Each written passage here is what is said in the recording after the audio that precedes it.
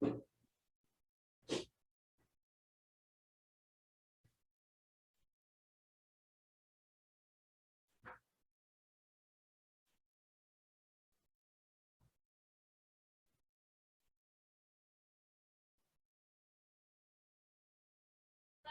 are you gonna start the meeting? So I will log out.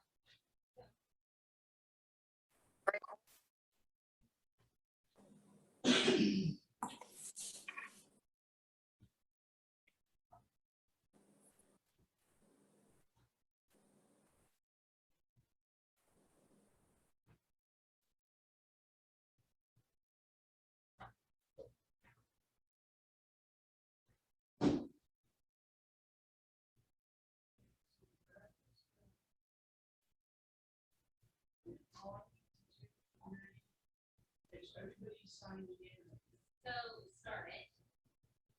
So do I need to start this before anybody can actually, is there screen saying waiting? No, wait, no, so you can start.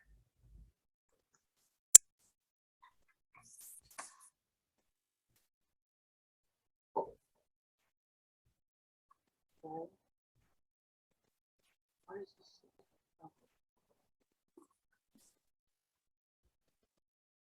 As soon as I just saw Mary Ann, why did that go? Why is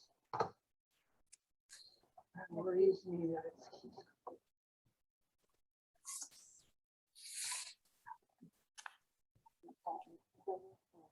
Oh, yeah, that's you. Okay, so you want to go and turn. Hello, Mary Ann. Oh. Hey, Hey, I'm Jessica's going on vacation, so next week I'm going to be doing the finance and the board meeting Zoom. So this is my test run with her by my side. well, so far, Oh, wait. Hi. Oh. Hi.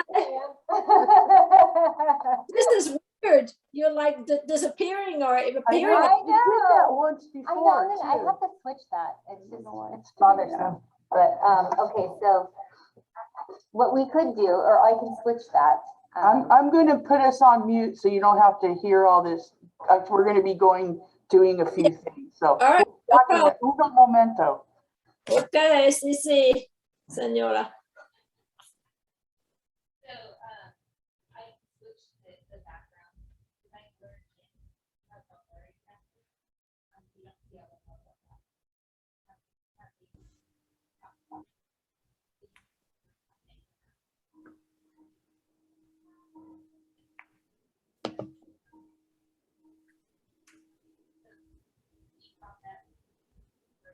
Okay. He's like, oh, great. Hi, Dave. Hello. I Oh, didn't hi. I didn't expect to see you here. I know. I think Ray is on a trip somewhere. So He on a cruise ship. He does like those, probably, most he does likely. like those cruise ships. Yeah, well, he's got his vaccination, so he's feeling frisky. Well, good. Good for him. Yeah. So yeah, I'm filling in. I read all the stuff, which is good. So yeah.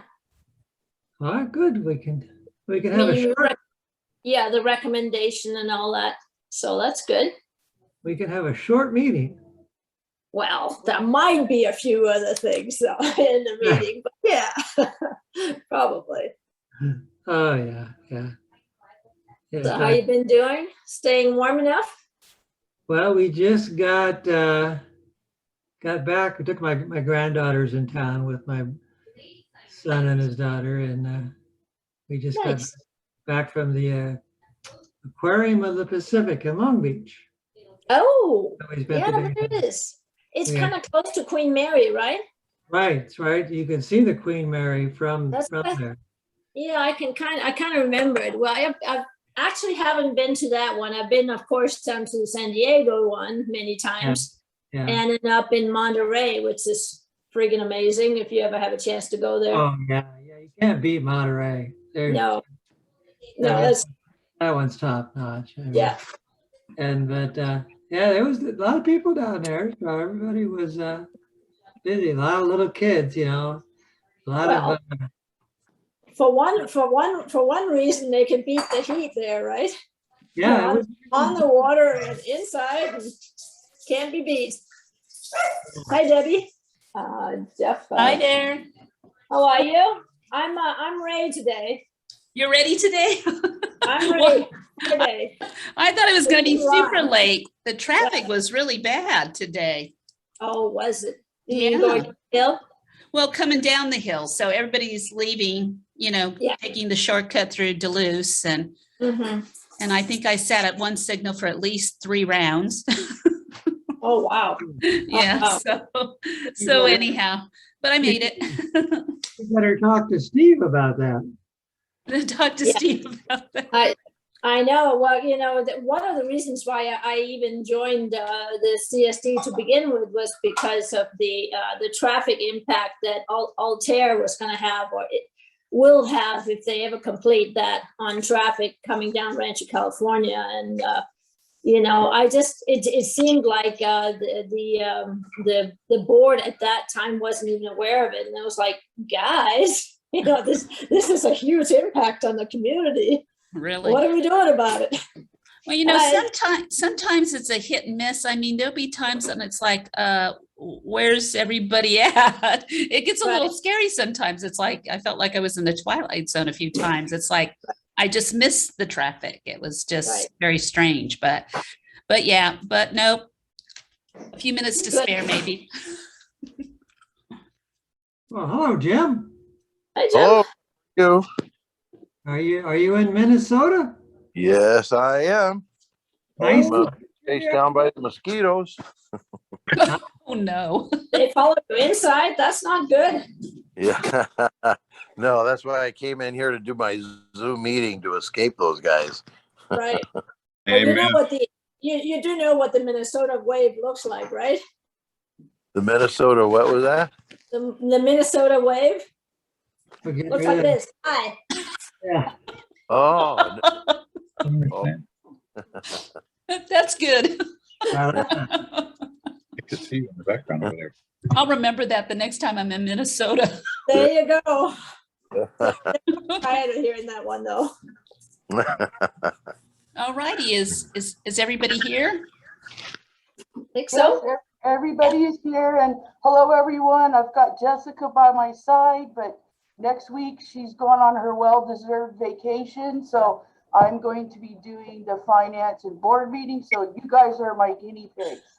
So here we are. Hello. Okay, very good. Well, let's get started. Let's call this meeting to order and let's do a roll call. I know that Ray is on vacation. So Mary Ann Byers is here in lieu of Ray Johnson. Debbie Roberts is here. All righty. Any visitors today that are joining us? No, we have Teresa? no visitors today. No visitors today. Okay, very good. Well, then we'll move on smartly here. We're on C, which is the approval of the July 13th, 2021 minutes.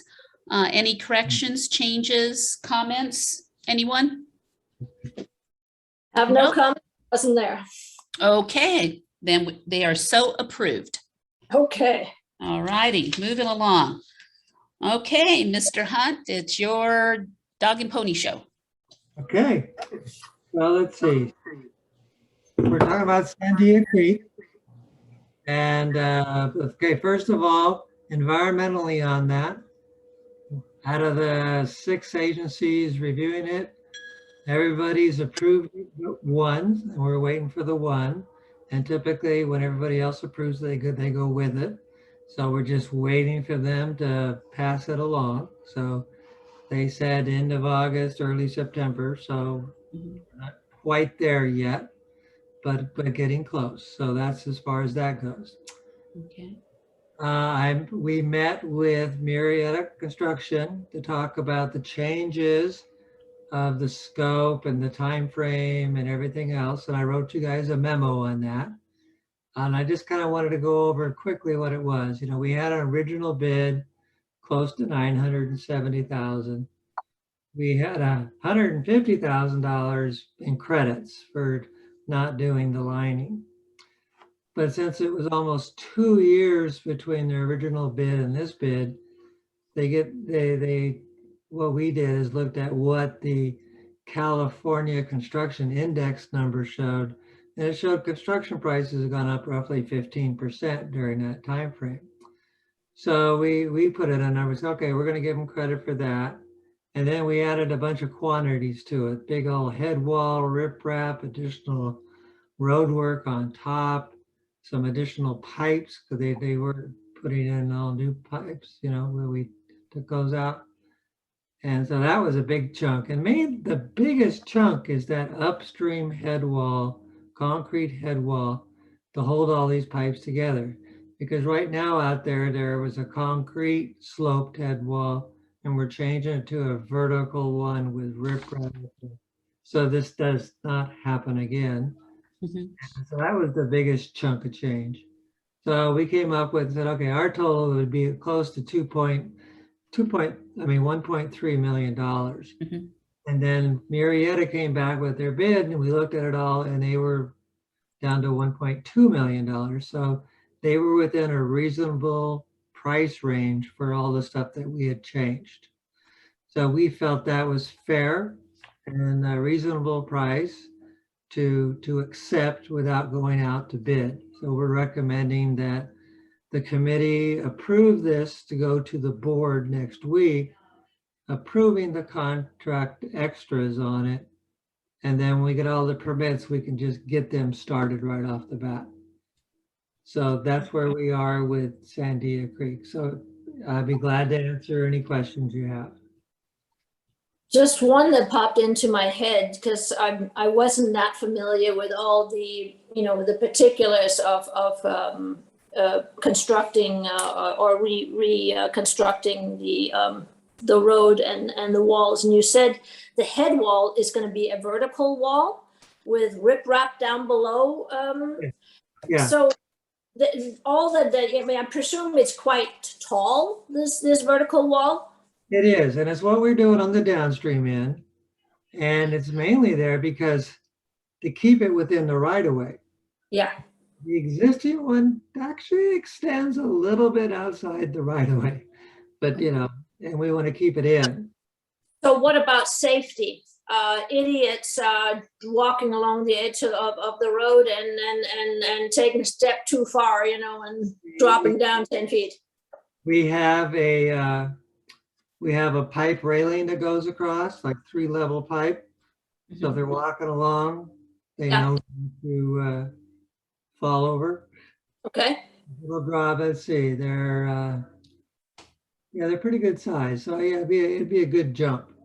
Okay. So they have to work at it to fall down. They would. Okay. Good.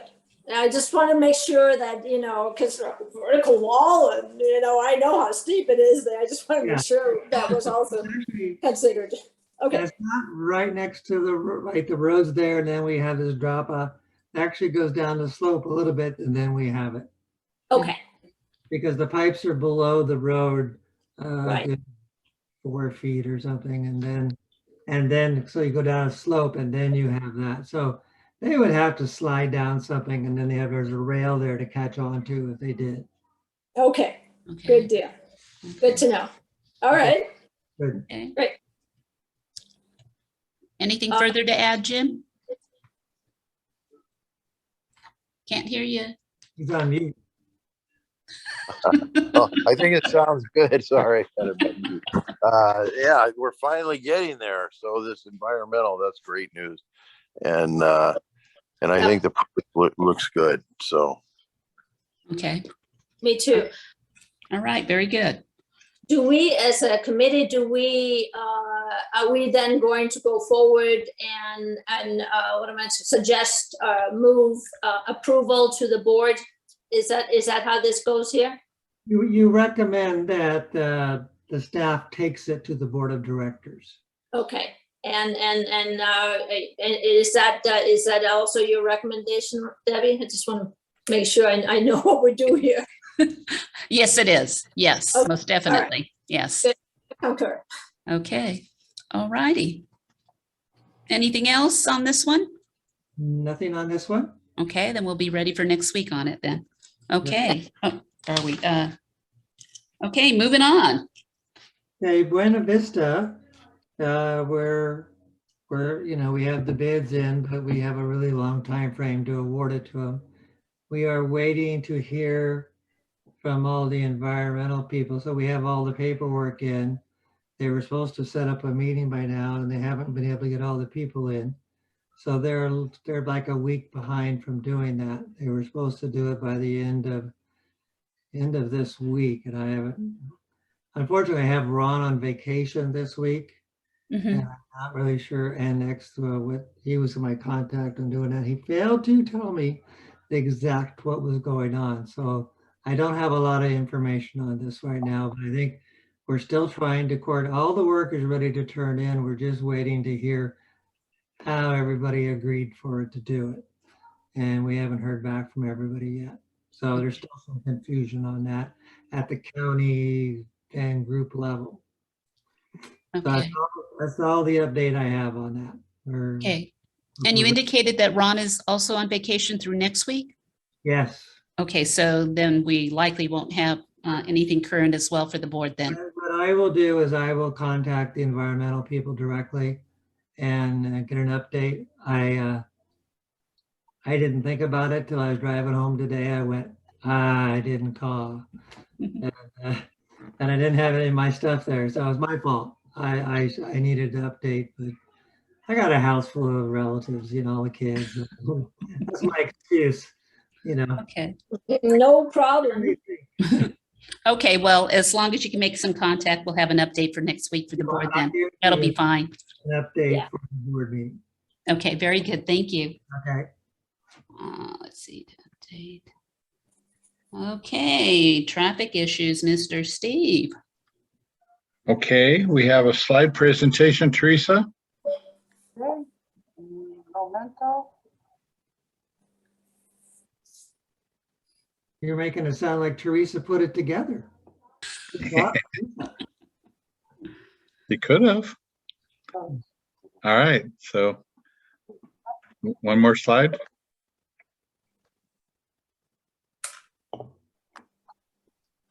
There we go. Okay, so out on Rancho Cal, we reported last meeting that they had started the posting of the 45-mile-an-hour signs, but they only did half of it going up the hill. So now the signs have been posted for downhill too. So that job is now complete, and you now have a 45-mile-an-hour zone between Avenida del Oro all the way down through and including the Temecula city limits there. So that's nice.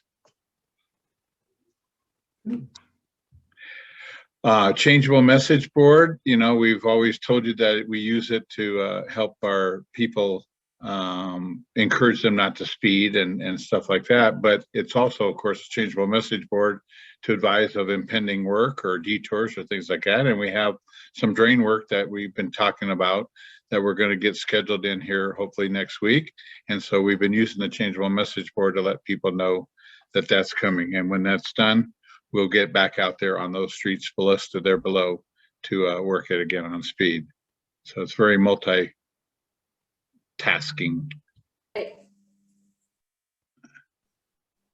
Next one, Teresa. It is. It's there. So just to let you know that we were asked at the last board meeting by Robert to look into, is it possible that when there's an extensive delay or something, an event going on the I-15 freeway, could we do something up in the hill to try to maybe reduce the number of people cutting through the community? And so kind of give you some of the basics about the changeable message board. It can direct traffic. It can put messages up for special events like that. It takes about an hour or so to pick it up, deploy it, and then of course return it after that message is no longer needed. Next slide. So we looked at it, could it be used for the I-15? And the short answer, sure it could. The long answer though is there's a lot of other things that you might want to consider and evaluate. Next slide. So some of the things you want to consider is that we don't regularly monitor the I-15 conditions. It's not like we're sitting there on a radio or any other, sort of media, checking that out. But once we were made aware of something, it would then take about an hour to deploy it and have it in place. At that time, of course, many vehicles could have already cut through the community. And once that stream kind of starts, you sometimes just see people, well, I don't know where they're going, but they must know something I don't know. And, everybody kind of plays follow the leader,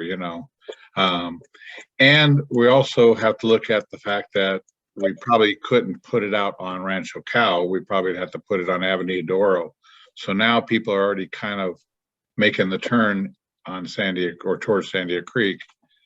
And then they're going to see the sign that says something that, roads closed or use alternate route. And they're going to be like, well, I'm already here, Yeah, what am I gonna do now? Say it again. I said, yeah, what are you gonna do at that point? They're not gonna turn. Right. There's no really good parallel route other than Duluth Road, and they've already missed the turn for that. So they'd have to make a U-turn or going out via Capistrano. So next slide.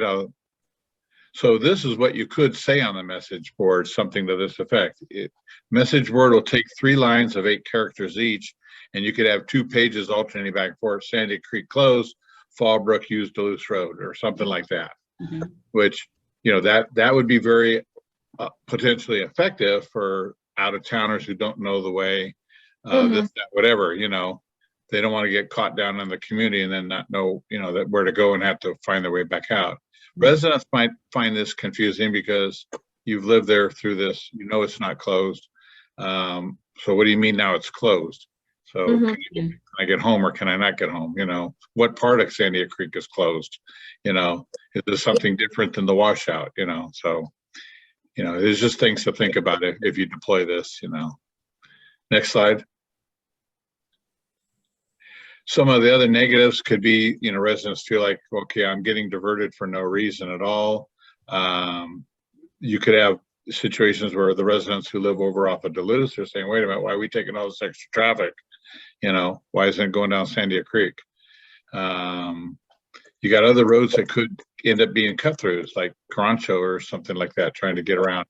Then you've got Waze that's still directing people to use Sandia Creek because according to Waze, it's not closed, And the ones that are what I call more regularly Fallbrook destined drivers, they're not going to be necessarily fooled by this. They know the cut through routes. They've been using it regularly. So you're probably not going to really get rid of them. You'd be more focused on that, would be getting rid of maybe first timers, So. Next slide. So our recommendation at this time is if you really want to try something like this, another option could be a flip sign that kind of just says what we just said there, closed, use this route. We might be able to talk to the county and see if a little flip sign could be put out there. And what a flip sign is basically a sign that has a fold in the middle and you lock it closed and it's not there. But if it needs to be activated, then one of the guys just goes by and unlocks the sign and flips the other half open, and then it becomes effective. Now there you could maybe try something like that, put it on Rancho Cal before you get to Avenida de Oro, and you could see what the benefits are if you actually could divert traffic to Duluth, Or you say, what, the short-term benefits of trying to do this on the spur of the moment like that just might not be worth and be outweighed by the longer negative benefits that come out of this. So your choice. And so I'll answer any questions that you have.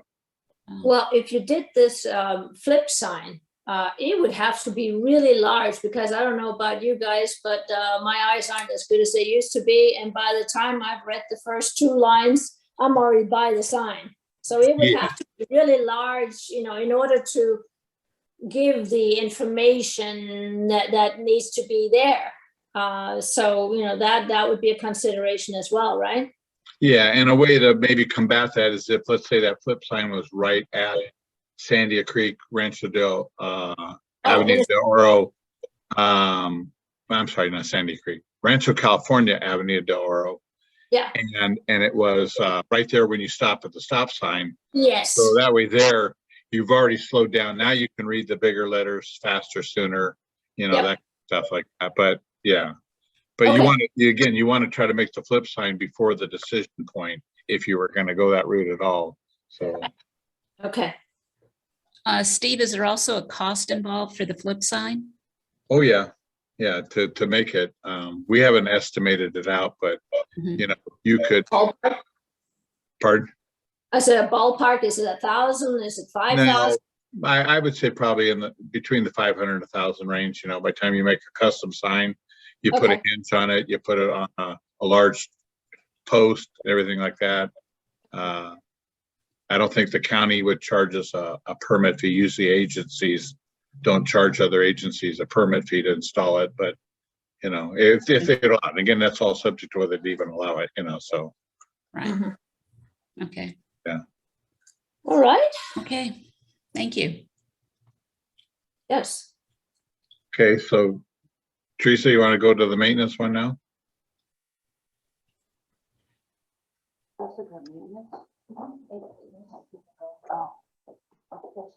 It's just the next slide. Yeah, hang on just a second.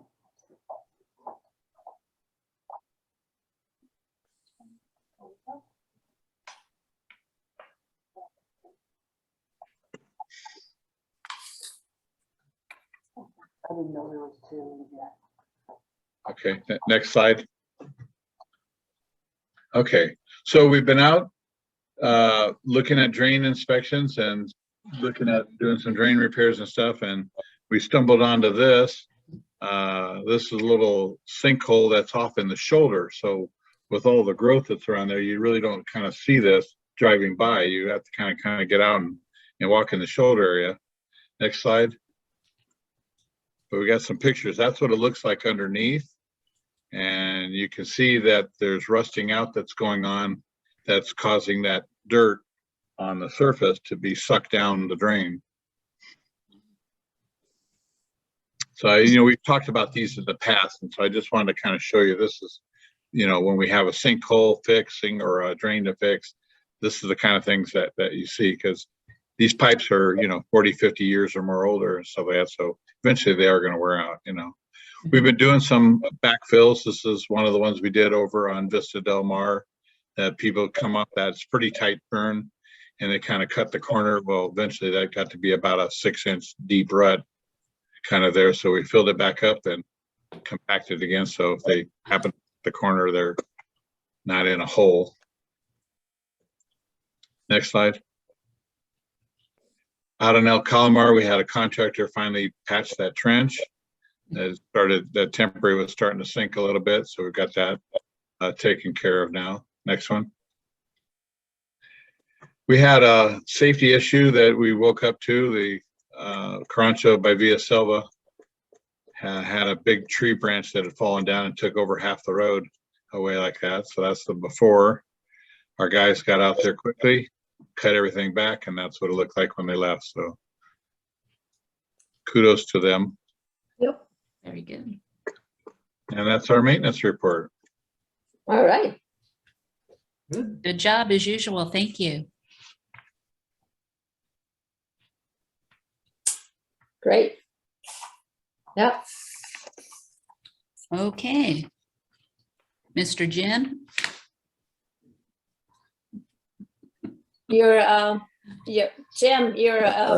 Can't hear you. Okay, sorry. Nothing really new to report with the county.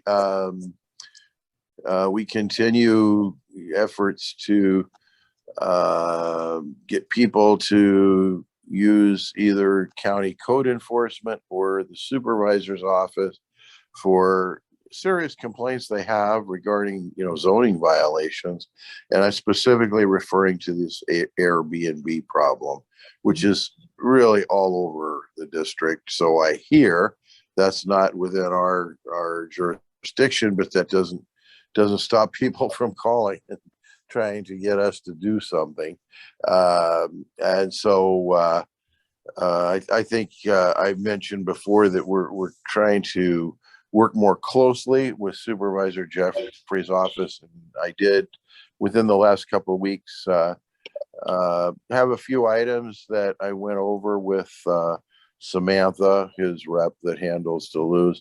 So I'm really just trying to build a better relationship with them for both the things that we need as a district, as well as to ensure that when we do refer our residents to them, that they don't get, I guess, fall through the cracks, is the best way to say it. So that's working better than it has. And there is that issue, which again, is a zoning matter, but we have been advised that there is a marijuana growing farm being applied for in the north part of the district. I believe it's off Carancho. Again, it's nothing that the district really has any jurisdiction at all on, but it will be going through the process with the county. The notice we received was that there will be a hearing on the environmental impacts of the proposed project. And I believe that's set for a few months from now. But there is information where citizens can call the county planning department and receive, additional information. I don't have any of the detail about this application, with the exception of what is stated on the notice. So anyway, we hear about these things. People call mistakenly think we have some say in it. Conversations, of course, ensue, but so we're keeping an eye on it just for general information purposes, but it's outside our purview. So other than that, that's my report for this month. We are in election, and I guess I can add that we are, as everyone knows, in election season. Friday was the deadline for the incumbents to file for re-election. That time passed, and none of the three incumbents filed. So therefore, the three non-incumbent candidates who had filed by Friday at 5 p.m. And we've sent information out about their names and all. We're now in, because of the fact an incumbent didn't file, the filing period for everyone but incumbents has been extended to Wednesday, tomorrow, the 11th, August 11th at 5 o'clock p.m. So we'll be sending out official notices from the registrar when those are received. My guess is that will be on Thursday. So that's my update. Okay, very good. Any other questions, Mary Ann? Anything you have? No, not at this point. It was very informative. I like being part of the committee meetings when I can. So this was a good opportunity too. And I will be sorry to leave the district, but I think I've put in my years, and I'll be happy to see somebody else get to it. Thank you. We appreciate that very much. Okay, ladies and gentlemen, then I believe we covered everything, and look forward to seeing everybody next Wednesday, 6 o'clock. Sounds good. Take Bye. care. Meeting's adjourned. Thank you, Teresa. Bye. All right. Thanks, Teresa. Bye-bye. Bye-bye.